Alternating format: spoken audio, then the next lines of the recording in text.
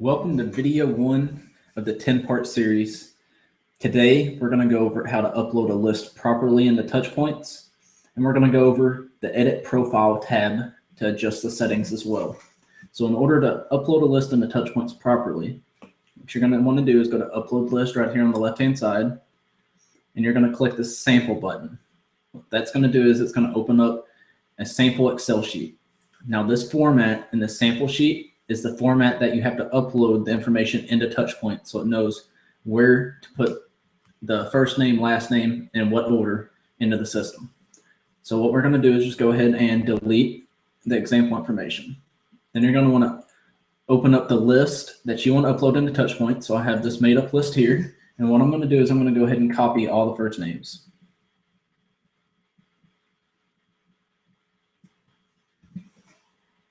I'm going to go to the sample form, and I'm going to paste the first names in there. I'm going to go back and do the same thing with the last names. I'm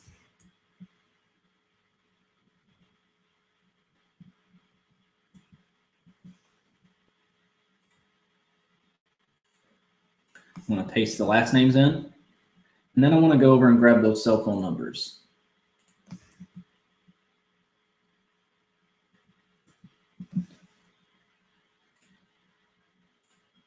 You'll see that column C, if you click on it, it's home phone. Column D is cell phone. So you want to make sure that you put the cell phone numbers in the right spot so that Touchpoints will recognize that and be able to text them.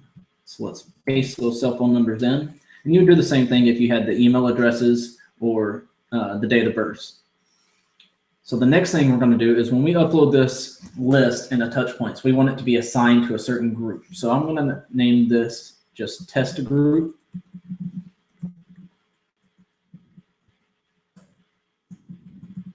And I'm going to add a comma to the end. What that's going to do is it's going to allow, when you upload this person, it's going to allow them to be into multiple groups. So I'm going to go ahead and just paste that test group in the group name all the way down on all the contacts on this list. So there we go. We've got the name, first name, last name, cell phone numbers in the right column, and then the group name. So I'm going to go ahead and save this.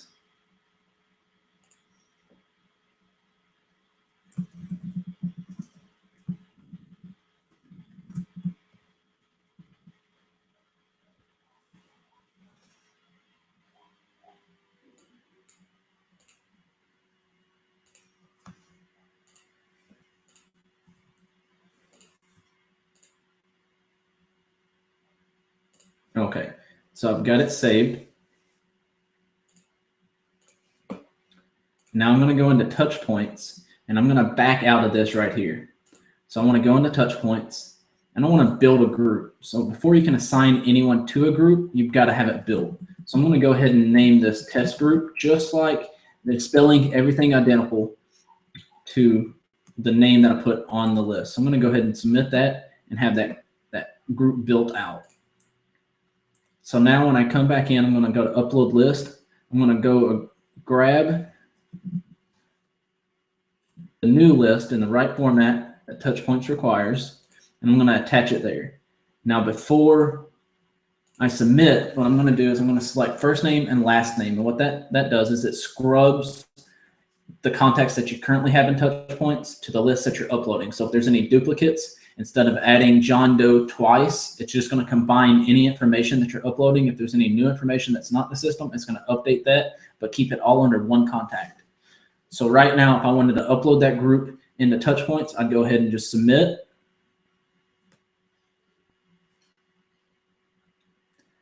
And you can see 49 rows inserted successfully, 1 duplicate. So I had 1 duplicate on that form, 50 total passes. So everything is good to go there. If I were to go to View Clients, you can see all the clients that I just uploaded, all 50 of them.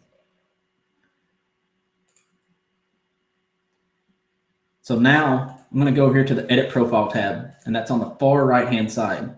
First thing you want to do after you sign up for Touchpoints is you want to go over all these settings.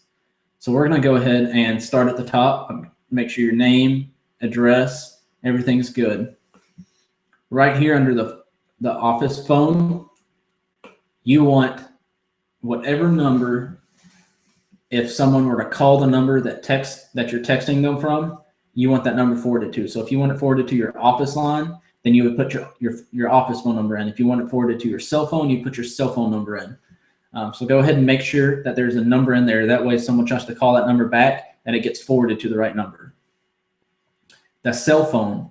Now that's going to be the number that your alerts get sent to if someone were to text you back. So if you want your alerts to be set up to where it sends to your cell phone as well, that way if you're away from your computer, you get that message, then you put your cell phone number in there. For the email address, go ahead and put the email address that you want to hear that they're coming from. Even though they're sending out Touchpoints, they're going to appear as if they're coming from the email address that you put in there. You can also put your Facebook link, Twitter link, and company name. When you put the Facebook and Twitter link in, make sure that there's not duplicates, not an HTTPS and an HTTP. Make sure there's only one, and try testing out that link before you paste it in there. I know a few people have had some complications. Test that link out, make sure it's valid before putting it in. If you were to ever need to reset your password or you wanted to change it, you can go in here to change it. So you can just put the new password in, retype it, and hit Save Profile. Down here, right below the password, this is the number that the texts are going to be coming from. So this is the number that Touchpoints assigned you based off of the area code that you chose. So if you ever needed to give that number out, this is where you could find it. Down at the account settings, so you can see where it says send Touchpoints text replies to. I have it sent to my cell phone and the website, so here on Touchpoints, and you can also choose to have it sent to the email address as well. The run my events time.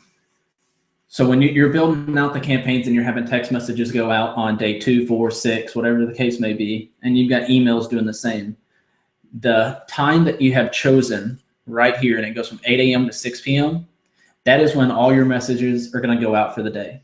So if you're sending all your messages out at 5 o'clock and you're getting a bunch of replies, but that's right when you're closing the office down, that might not be the best idea. So you either want to do it in the morning or around lunchtime. That way, when you get those replies in, you've got enough time in the day to go ahead and reply. If you want to add a text message signature, you can go ahead and add that in right here as well. So what I'm going to do is just go ahead and save profile. And anytime you save or make changes, just go back up to the top and make sure that it gives you the green success. And that is how you would go in and upload a list, and also how to edit your profile settings.